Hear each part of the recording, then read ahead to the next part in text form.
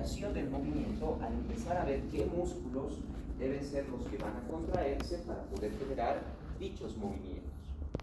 Y la corteza motora primaria, a su vez, se va a dividir en algunas áreas especializadas fuera de lo que vienen a ser ya las áreas principales que se van a encargar del movimiento del cuerpo.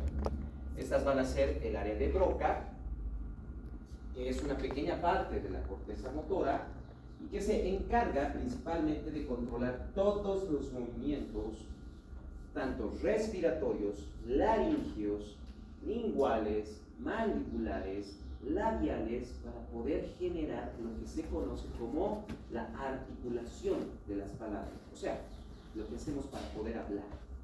Todos esos movimientos vienen directamente coordinados desde el área de Broca. Luego tenemos el área de movimientos oculares voluntarios, que, como indica el nombre, es el área que nos va a ayudar a generar movimiento a nivel de los ojos de forma voluntaria, ya sea si queremos subir los ojos, bajarlos, mirar a la izquierda o mirar a la derecha. El área de rotación de la cabeza, como indica el nombre, controla todos los músculos alrededor de lo que viene a ser la columna cervical para poder generar las diferentes formas y grados de rotación que tiene la cabeza. Rotación izquierda-derecha, extensión, flexión, lateralización. Y por último también tenemos el área de habilidades manuales, que como indica el nombre, se encarga del control de todas las habilidades con las manos. Desde algo tan simple como agarrar un objeto a algo mucho más complejo como escribir, pintura, escritura, manejar tijeras, etc. Así como habíamos visto que el área somatosensitiva se divide en diferentes partes para generar el homúnculo sensitivo, tenemos también el homúnculo motor, que se distribuye de igual manera. El control de los movimientos de la parte inferior del cuerpo están mucho más cerca de lo que viene a ser la cisura interhemisférica.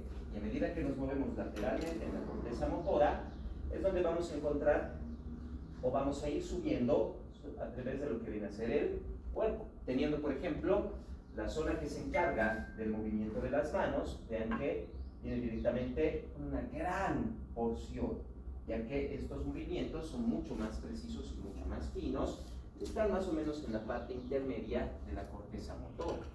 En la parte más lateral encontramos la parte superior del cuerpo, la cabeza principalmente, y es aquí donde podemos encontrar, por ejemplo, los controles de lo que vendrían a ser la lengua, la mandíbula, los labios, parte de lo que va a ser el área de Broca para controlar la vocalización, la articulación de las palabras.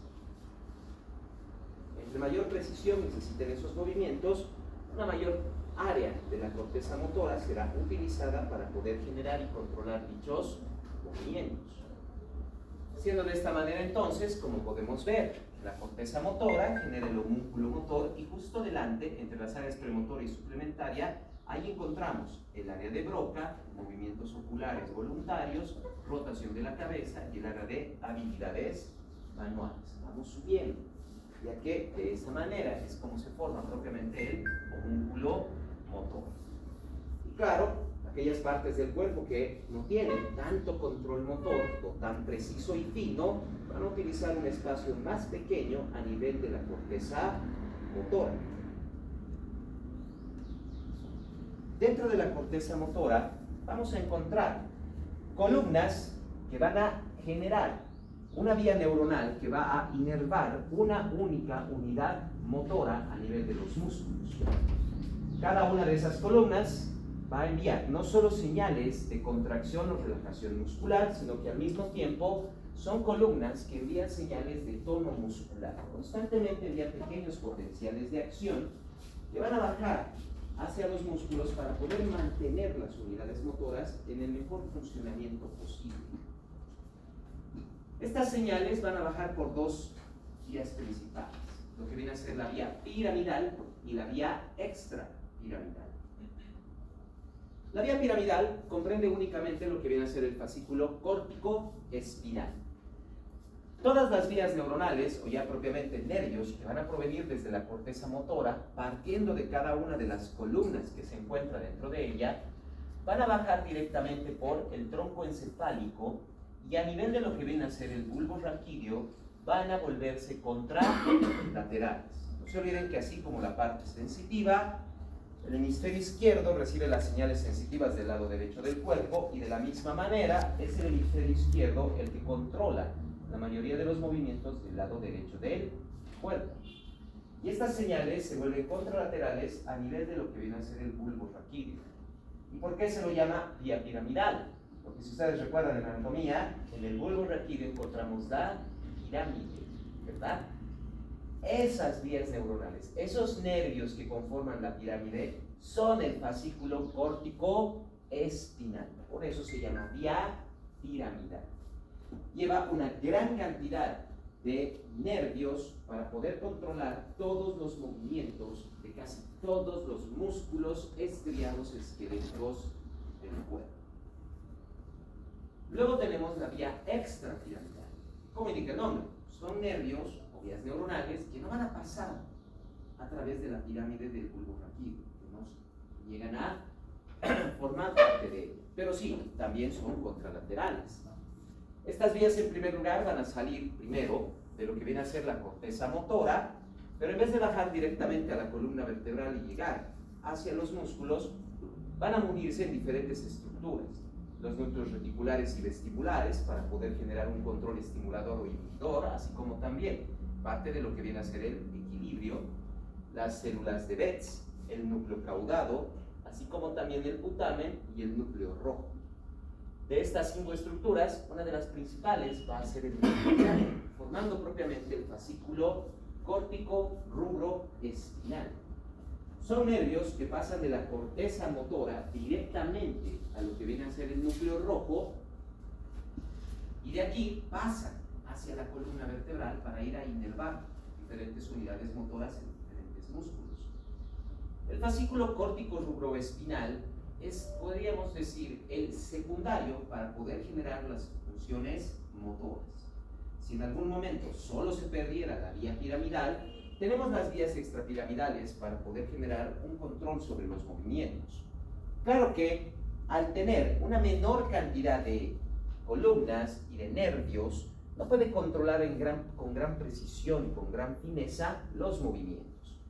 La corteza motora los puede hacer con una forma mucho más precisa, mucho más fina, mucho más controlada. En cambio, el fascículo córtico rubroespinal, básicamente toda la vía extrapiramidal, podría generar movimientos, pero estos serían bastante imprecisos, toscos y no podrían graduarse adecuadamente. Quiere decir que la persona, en vez de utilizar la vía piramidal para agarrar un objeto de forma suave y controlada, al utilizar la vía extrapiramidal sería un movimiento un poco más tosco. Incluso no regularía bien la fuerza. Puede que presione demasiado o que no presione suficiente. Pero sí puede generar cierto grado de control motor. Todos estos nervios, tanto de la vía piramidal como extrapiramidal, van a bajar por la columna vertebral, por la médula espinal, y se van a conectar, en primer lugar, con lo que vienen a ser propiamente las motoneuronas anteriores. Como podemos ver, por la parte lateral de la columna vertebral, pero mejor dicho, de la médula espinal, por aquí es por donde van a venir cada uno de estos fascículos, siendo el fascículo córtico espinal el principal, pero tenemos el rubro espinal y el retículo espinal.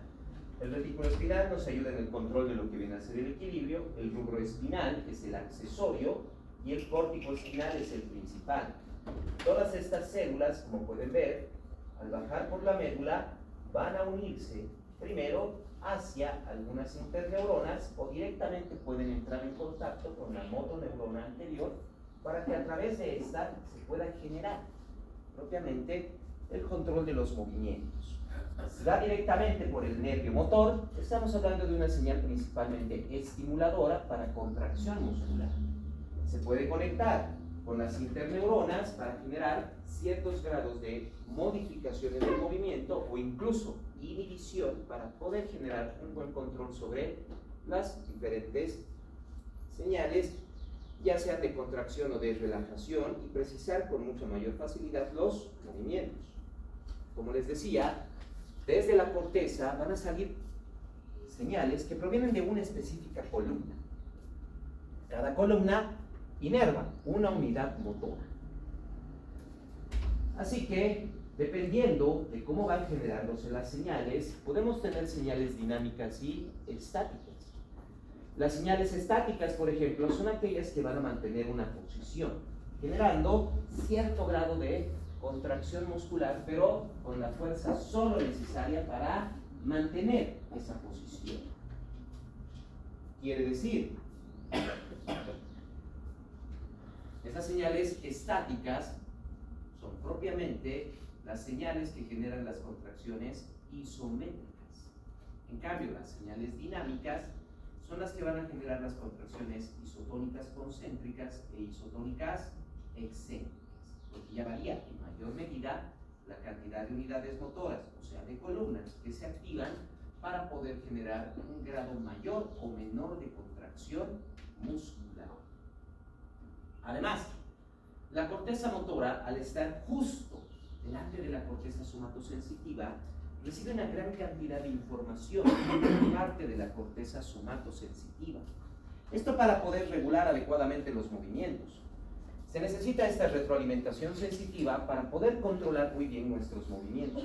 De lo contrario, al hacer un movimiento, si no existe la retroalimentación sensitiva, podría ser un movimiento demasiado fuerte.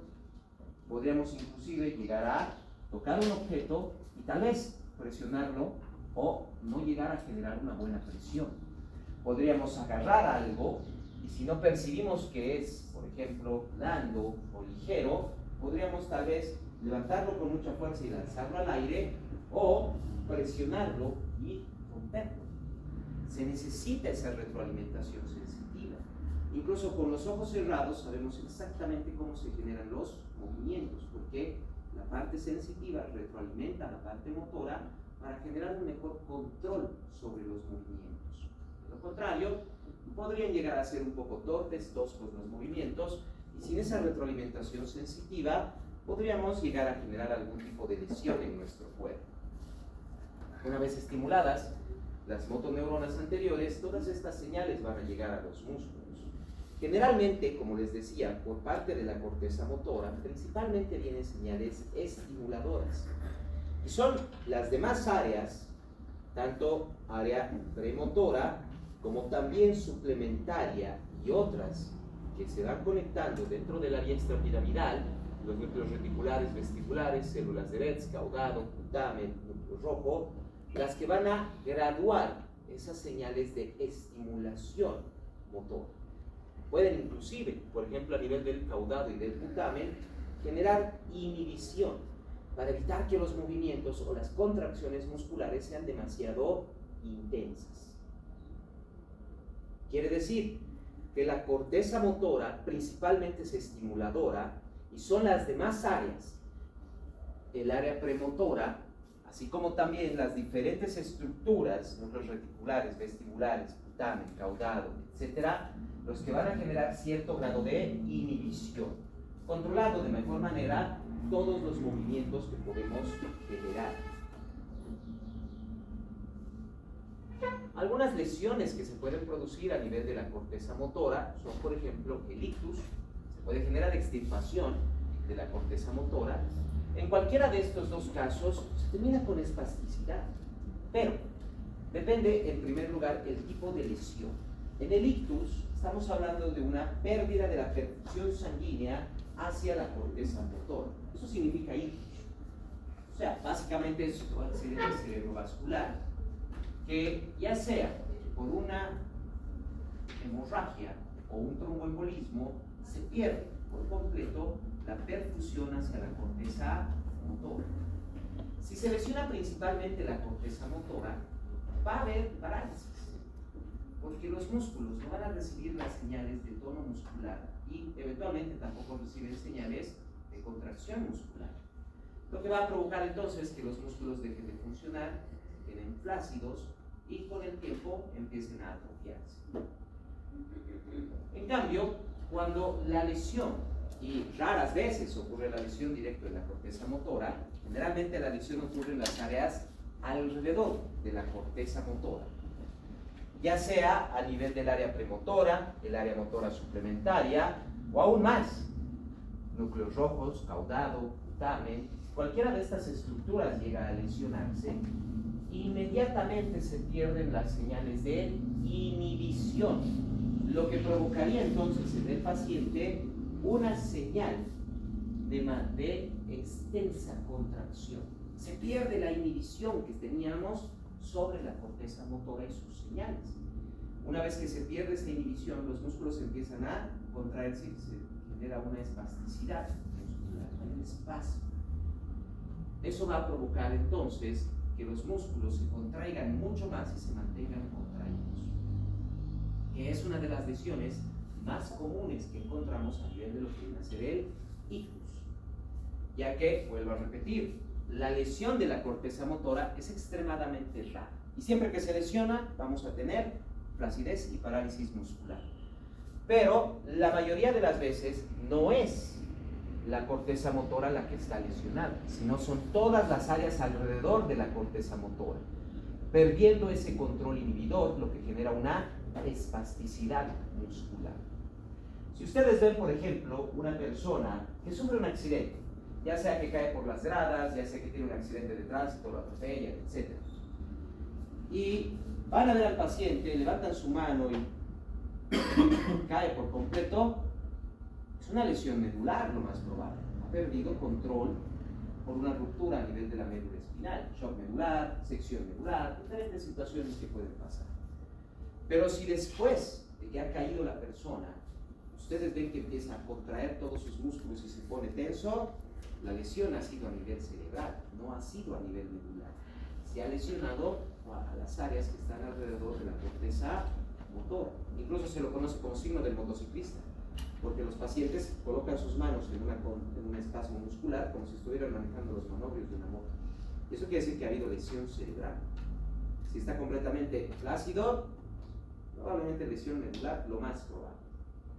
Si generamos una extirpación de la corteza motora, igual se puede generar una flacidez muscular, no tanto una parálisis, porque aún tenemos las áreas suplementarias. Si se van a eliminar no solo la corteza motora, sino las áreas suplementarias también, las áreas secundarias, como lo que viene a ser el área de Broca, etc., ahí sí se va a generar lo que viene a ser propiamente una parálisis total. El tronco encefálico también genera control sobre movimientos. Normalmente el tronco encefálico se encarga de controlar, por ejemplo, los movimientos respiratorios. No se olviden que el centro neumotáxico se encuentra a nivel del tronco, entre lo que viene a ser el bulbo raquídeo y la protuberancia. Un poco más arriba tenemos el centro vasomotor y el centro cardíaco, que controla la función cardíaca y vascular. También tenemos núcleos digestivos que van a controlar el movimiento, no solo lo que viene a ser la parte de peristaltismo, controlan los esfínteres, y también desde este nivel se puede controlar movimientos como el vaciamiento gástrico. Tenemos también el equilibrio. Tronco tiene los núcleos necesarios que reciben las señales sensitivas por parte del oído interno, principalmente el laberinto, para poder generar la retroalimentación sensitiva y al mismo tiempo enviar señales motoras a diferentes músculos del cuerpo para controlar el equilibrio. También controla los movimientos oculares involuntarios, no voluntarios. Estos, por ejemplo, a través de lo que viene a ser el reflejo fotomotor y los movimientos oculares involuntarios. También el tronco puede manejar lo que se conoce como los movimientos estereotipados. Estos movimientos, conocidos como movimientos estereotipados, son movimientos que el tronco puede generar de forma automática dependiendo de las señales que recibe del resto del cuerpo y del encéfalo, siempre y cuando el encéfalo no esté controlando dichos movimientos. Se lo ve principalmente en bebés recién nacidos. Un bebé recién nacido puede mamar, escupir, chupar, llorar, bostezar, estirarse o inclusive tiene cierto reflejo para pararse. Pero no es la corteza motora, todavía no está generando esas funciones, recién va a aprender lo que viene a ser inclusive solo agarrar un objeto. Pero el tronco encefálico ya puede generar esos movimientos. Por eso se los conoce como movimientos estereotipados. No solo en los bebés. Por ejemplo, cuando estamos profundamente dormidos o en un estado de inconsciencia, el tronco va a generar algunos de estos movimientos. Hay personas que están en estado de coma, por ejemplo, e incluso completamente paralizados, y sus familiares a veces piensan que los están escuchando porque empiezan a ver lágrimas correr por sus ojos. No necesariamente significa que el paciente esté consciente, puede que el paciente tenga daño cerebral, sino que es básicamente el reflejo o el movimiento estereotipado de llorar que está generando el tronco. O podríamos decir estirarse, bostezar, chupar, etc. Incluso cuando tenemos nacimientos con anencefalia, quiere decir que no se ha formado el cerebro, esos bebés, claro, no van a vivir mucho tiempo, pero después del nacimiento pueden chupar, pueden escupir, pueden llorar, pueden bostezar. Son movimientos que está generando el trombo encefálico. Ya en adultos, cuando estamos despiertos, conscientes, los movimientos casi no se generan del tronco y se generan principalmente por parte de lo que viene a ser la corteza motora. No se olviden que uno de los movimientos más importantes que va a generar el tronco es el movimiento antigravitacional, o sea, el equilibrio. Este control que se genera sobre lo que viene a ser el control contra la gravedad va a generarse en primer lugar por una retroalimentación sensitiva, así como también por una función motora del tronco que va a contraer o relajar músculos. En la parte motora tenemos los núcleos reticulares, el núcleo pontino y el núcleo pulpar. El núcleo pontino, como indica el nombre, está a nivel de la protuberancia o puente del tronco encefálico, justo por encima de los núcleos vulvares que están en lo que viene a ser el bulbo raquídeo. Estos dos núcleos van a generar las señales de contracción muscular para el núcleo pontino y de relajación muscular para el núcleo vulvar para poder controlar los movimientos y músculos antigravitatorios. Y hay que ser sinceros, una gran cantidad de músculos pueden ser antigravitatorios. A veces cuando estamos parados en un solo pie, nuestro equilibrio incluso depende de algún leve movimiento en algún dedo. Entonces pueden ser considerados como músculos antigravitatorios. Si bien el tronco puede controlar una gran variedad de músculos, generalmente lo hace sobre los músculos, por ejemplo, de las extremidades inferiores, así como de la columna vertebral, más que nada. Pero como les dije, casi cualquier músculo puede ser utilizado como músculo antigravitatorio. Claro, hay músculos que no van a tener esas funciones. Un ejemplo, la mayoría de los músculos faciales, el cambio de la expresión facial o del movimiento de un músculo a nivel del rostro no afecta a la gravedad. No lo va a afectar. Núcleo pontino va a enviar las señales de contracción muscular, mientras que los núcleos vulvares van a enviar las señales de relajación muscular. Asimismo, estos núcleos están justo al lado, a nivel del bulbo y la protuberancia, de lo que vienen a ser los núcleos vestibulares. Estos núcleos son los que reciben las señales sensitivas que provienen del vestíbulo, tanto de los que vienen a ser los receptores sensitivos a nivel del oído interno, que van a generar las señales sensitivas para poder mantener el equilibrio. Se forman entonces dos fascículos. El fascículo retículo espinal, que proviene directamente de lo que vienen a ser los núcleos pontino y núcleo vulvar. Estas señales, que van a provenir del núcleo pontino y del núcleo vulvar, van a bajar por la médula espinal, pero bajan principalmente por la parte anterior de la médula espinal. Muy diferente de los fascículos córtico espinal, así como bien también las vías extrapiramidales, que vienen por la parte lateral de la médula. Estos dos fascículos van a venir por la parte anterior, conectándose igual con las motoneuronas anteriores para poder generar estimulación o inhibición.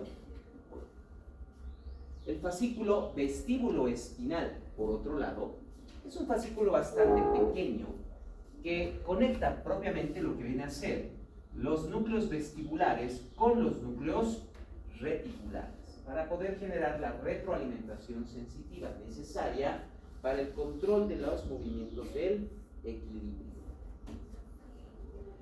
Como les decía, el vestíbulo es el que va a generar la retroalimentación sensitiva necesaria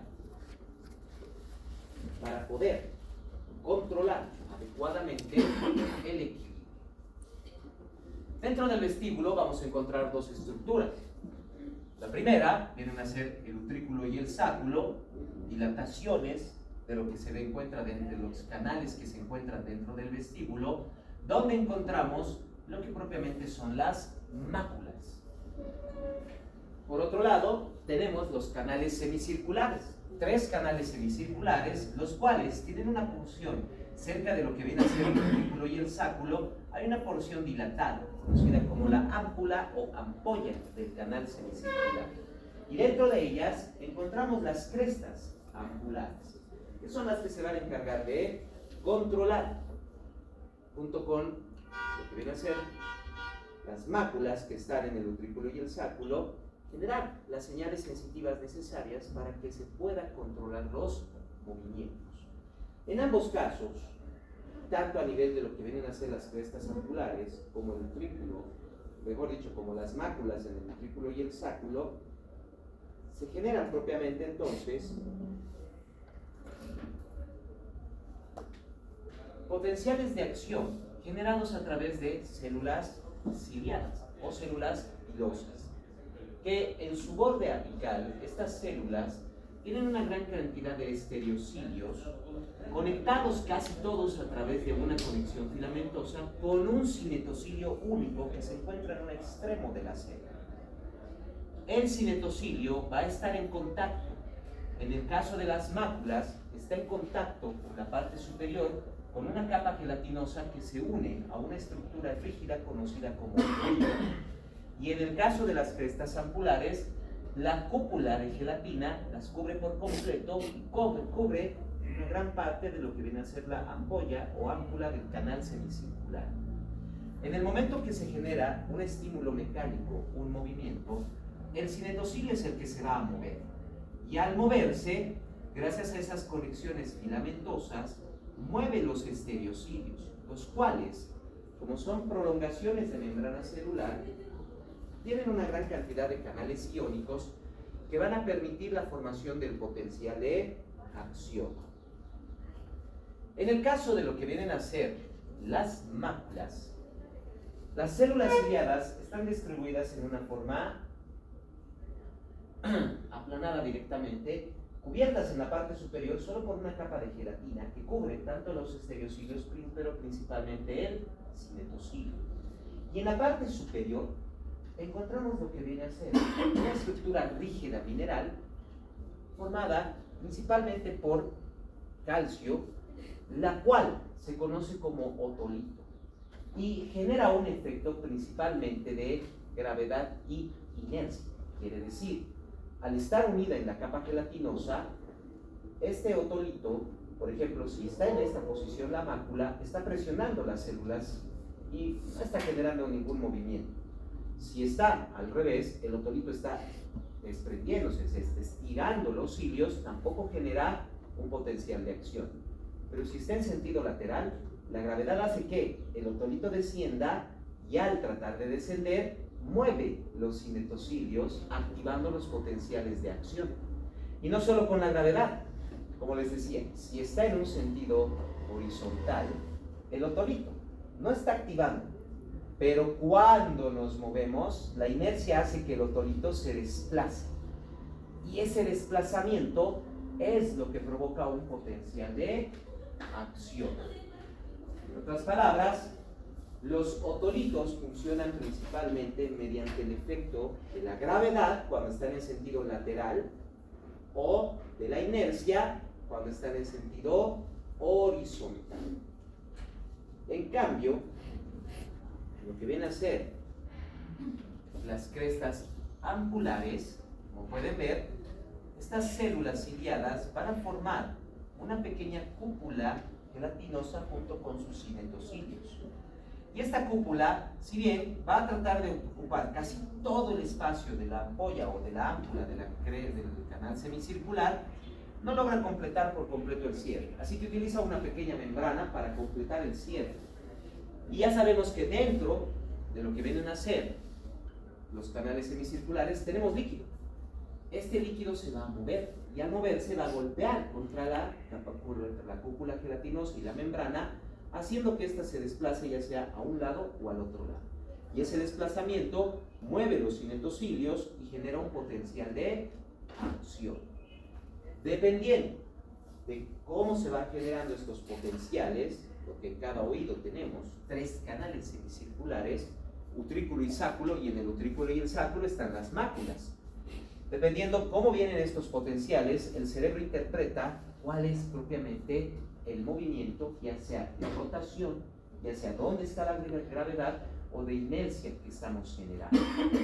Propiamente, a nivel del utrículo y el sáculo, las máculas nos van a dar lo que vienen a ser las señales de aceleración lineal. No solo la gravedad, no solo la gravedad. Para la gravedad ya sabemos, tenemos una mácula que está en sentido vertical y la gravedad está estirando sus cinetocilios generando potencial de acción, sino que también en sentido horizontal por la inercia. Si nos movemos hacia adelante, al principio el otolito retrocede generando un potencial de acción. Luego, llega a la misma velocidad del cuerpo, desaparece el potencial de acción. Y cuando frenamos, el otolito sigue moviéndose, generando también potencial de acción. Siempre que nos movamos, arriba, abajo, izquierda, derecha, adelante o atrás, o sea, en forma lineal, son las máculas las que nos van a estar generando esas señales. Y de hecho, nos van a mantener en un equilibrio estable. Ya que si yo detecto prácticamente dónde está el punto de gravedad, puedo mantenerme erguido. O, en el caso de un vehículo, si estoy parado, por ejemplo, en un micro, ¿qué es lo que pasa cuando empieza a avanzar? Nos vamos hacia atrás. Pero tratamos de equilibrarnos, porque las máculas van a detectar ese movimiento. Y cuando frena el vehículo, más bien hacemos un movimiento opuesto para tratar de equilibrarnos. Aceleración lineal. En cambio, los canales semicirculares, los conductos semicirculares, nos van a dar la aceleración angular, o sea, la rotación. Los canales semicirculares no están tan precisamente, pero recordarán que están más o menos en 3 posiciones distintas. Lo que quiere decir que son los 3 ejes de rotación. Quiere decir, por ejemplo, si yo giro mi cabeza a la derecha o a la izquierda, este canal semicircular no está girando. Sí los otros dos, generando que el líquido dentro de ellos golpee contra las cúpulas gelatinosas y active lo que vienen a ser las crestas ampulares de estos 2 canales semicirculares. Ese potencial de acción el cerebro lo percibe, son 2, y uno no está generando potencial, lo que nos indica entonces una rotación, ya sea rotación a la derecha o rotación a la izquierda. O tal vez quiero ver hacia arriba o hacia abajo. Ahora es este el canal semicircular que no se está activando y estos 2 sí se están activando, ya sea para la extensión o para la flexión de la cabeza.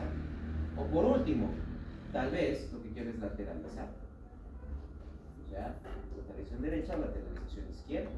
Este ya se queda fijo, no va a generar potencial y son los otros 2 canales los que sí están generando potencial. Por eso depende cuáles de las crestas ampulares generan potencial y de qué manera, para que el cerebro pueda detectar la aceleración angular, la rotación.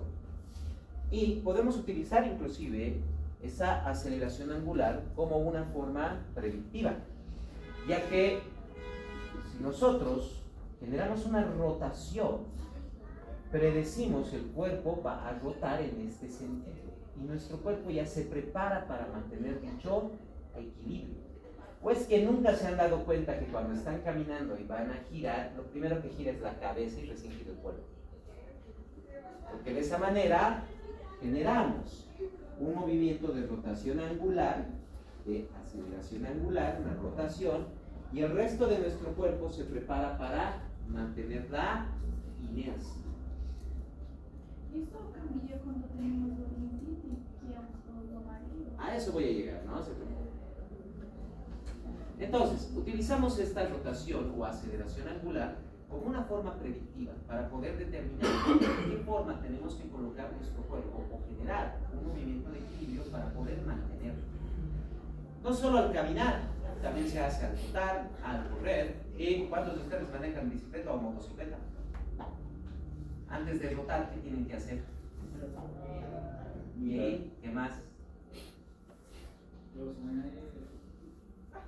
No creo que solo giren sin nada más. ¿El cuerpo? Ah, exacto.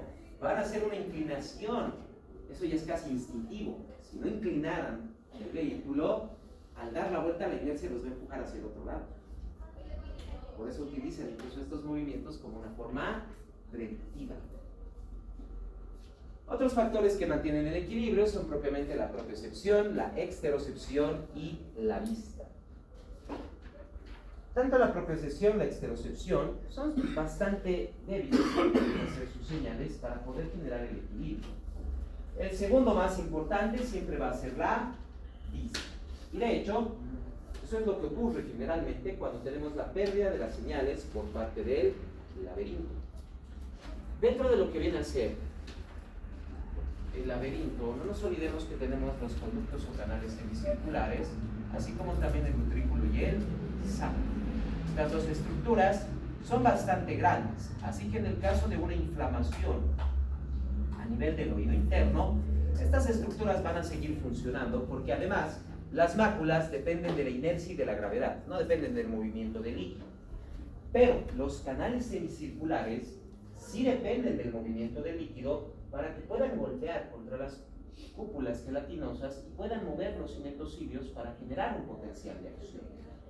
Y recordarán que los canales semicirculares son menos de 1 milímetro de diámetro, lo que quiere decir que en el momento de una inflamación se obstruyen por completo. Como estamos hablando del laberinto, la inflamación es itis, a eso se conoce como laberintitis.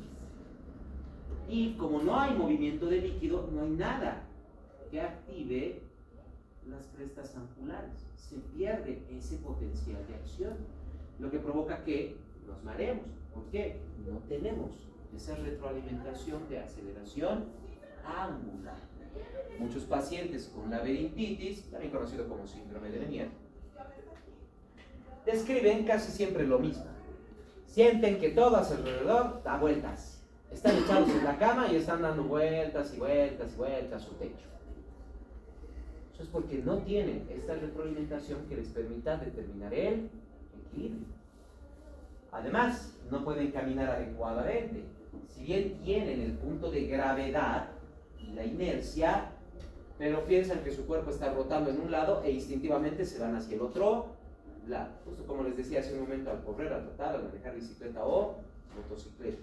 Si rotamos hacia un lado, nuestro cuerpo instintivamente se lanza hacia el lado opuesto para evitar que la inercia genere alguna alteración. Eso es lo que va a pasar. Como no hay esta aceleración angular y como la usamos de forma predictiva, todo eso se pierde. Lo que provoca que es básicamente como si estuviera tratando de equilibrar un lápiz en su mano. Va a empezar a moverse hacia todo lado, izquierda, derecha, adelante, atrás. Y tratamos de mantener ese equilibrio, lo que hace que nos desequilibremos y tengamos un mareo constante. ¿Cómo determinamos si es una laberintitis? Ahí está la vista. Las personas con laberintitis, cuando están con los ojos abiertos, tienen un ligero vaivén y un ligero movimiento, pero se mantienen equilibrados, se mantienen parados. Si bien con cierta dificultad, porque no es lo mismo que el vestíbulo. El vestíbulo nos puede mantener realmente bien rectos, sin movimiento. En cambio, si ya no tenemos el vestíbulo, se empieza a generar cierto grado de movimiento. Y este grado de movimiento puede provocar que la persona se desequilibre. La vista se va a encargar de controlar todo eso, porque mediante los ojos vamos a ver que estamos rectos, que estamos apoyados, etc. Entonces, ¿quieren determinar que un paciente tiene laberintitis? Simple, solo pídanle que se pare. Los pies no tienen que estar demasiado abiertos, a la altura de los hombros es más que suficiente. Mejor si están un poco más cerca, porque así generan un mayor desequilibrio, pero con que estén a la altura de los hombros está bien. Luego le piden que extienda los brazos, ya sea adelante, a los lados, oblicuos, como sea. La idea es tratar de generar algún desequilibrio. el paciente va a estar ahí y solo le tienen que pedir que cierre los ojos. Cuando cerramos los ojos, solo dependemos del vestíbulo para poder mantener el equilibrio. Pero si el vestíbulo no está funcionando, al momento que el paciente cierre los ojos, se va a desequilibrar. Muy atentos, cuidado, dejen que el paciente caiga al piso, porque llega a caer, se desequilibra rápidamente. Es básicamente esto. Y si no están atentos, va a golpearse. Muy atentos. Ni bien cierra los ojos, el paciente va a desequilibrarse. Eso nos indica la laberintitis. Ya que, como les decía, vista es la señal sensitiva secundaria para el equilibrio. Ya la propiocepción y la exterocepción son menos intensas y señales menos específicas para poder mantener el equilibrio. Es cierto, una persona con mareo, si está apoyada en algún lugar, está con un mayor equilibrio. Pero primero tiene que apoyarse en ese lugar y llegar a apoyarse. Eso nos puede generar la exterocepción o la propiocepción, donde la persona percibe si está sentado, si está echado, etcétera, para poder mantener su equilibrio. Pero ya son señales mucho más suaves, mucho más débiles e importantes en relación a lo que va a ser la señal principal, que es el vestíbulo, y la señal secundaria, que es la vista. Todas estas señales van a pasar, como les decía, directamente por el fascículo vestíbulo espinal a través de la médula directamente a lo que son los núcleos reticulares, tanto pondinos como vulvares, dándoles la retroalimentación sensitiva necesaria para que estos núcleos puedan enviar señales de contracción o relajación muscular hacia los músculos para mantener el equilibrio, hacia los músculos antigravitatorios. Pero esas señales no van a ir directamente hacia los músculos. De hecho, primero van a pasar por el cerebelo, por el núcleo rojo, donde van a tener un grado de regulación. Quiere decir, puede que tengamos que extender los dedos para mantener el equilibrio o tal vez cerrar un poco el brazo. Pero si no hay un grado de regulación y control por parte del cerebelo y el núcleo rojo, o lo extendemos de golpe o lo cerramos de golpe, lo que nos pierde el equilibrio.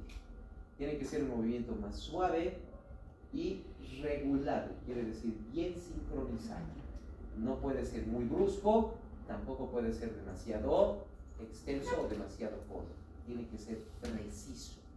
Para eso se necesita el cerebelo y el núcleo rojo. Y una de las funciones del cerebelo propiamente es eso: coordinación y sincronización de movimientos. Que vamos a ver en la siguiente clase con más detalle. ¿Alguna duda o pregunta que tengan? ¿Por qué usamos los bloqueadores de calcio para medicación que agem como bloqueadores de calcio? Eso es para tratar de detener un poco los potenciales de acción. Es que están completamente erráticos, se trata de utilizar. Pero en la rinitis no solo se utilizan bloqueantes de calcio, los bloqueantes de calcio se utilizan principalmente para vasodilatación, ya que muchas de las laberintitis dependen de una vasoconstricción. Entonces se utilizan vasodilatadores, no solo bloqueantes de calcio, se utilizan diferentes tipos de vasodilatadores para poder generar un mejor flujo de sangre y que pueda recuperarse gran cantidad de líquido que ha generado la inflamación a nivel de la laberintis. ¿La duda? Nos astronautas que vão para o espaço, eles, o maior é perda de audição. Tem alguma coisa a ver com a falta de gravidade? ¿Pérdida de audición? Difícilmente. Pues la pérdida de audición difícilmente va a generar algún problema con el equilibrio. Pero sí llegan a tener cierto grado de mareo cuando regresan los astronautas, porque como no tienen un punto de gravedad, sus máculas no funcionan todo el tiempo y pueden llegar a confundir a la persona una vez que llega a un punto de gravedad y le genera ya cierto grado de desequilibrio. Pero lo que viene a ser los canales semicirculares siguen funcionando aún en el espacio, porque eso es solo movimiento e inercia que la rotación no va a hacer. En cambio, la gravedad sí es lo que afecta a las máculas del utrículo y el sáculo, y cuando regresan tienen esa pequeña dificultad. Sin mencionar además que los astronautas, como están tanto tiempo en el espacio a poca gravedad, sus músculos también se debilitan. Cuando llegan a la Tierra, incluso les cuesta movilizarse porque se debilitan los músculos. Por eso tienen regímenes de ejercicio en el espacio. Para el daño directamente en el encéfalo del cerebro y la posición del cuando digamos Signo de motociclista. eso, cuando un peleador recibe un knockout, ¿verdad? Y alguna vez he visto que igual se queda así como que en esa posición tensa, pero después vuelve, o sea, no es como una parálisis permanente. Es que eso es shock, no es sección. Ha habido shock. El golpe ha sido tan fuerte que le ha apagado por completo todas las señales inhibidoras motoras. Por eso llega en tensión, pero solo ha sido shock. Luego desaparece el shock y otra vez vuelve a relajarse la musculatura. Pero eso indica que ha habido lesión a nivel de la base del encéfalo y alrededor de la corteza motora. Ha sido un golpe muy fuerte. Si bien no ha llegado a ser permanente, pero ya ha habido ahí una lesión. ¿Otra duda? ¿Una? Nada de dudas, nada de preguntas. ¿Están seguros? Son temas un poco más cortos estos de motor, no son tan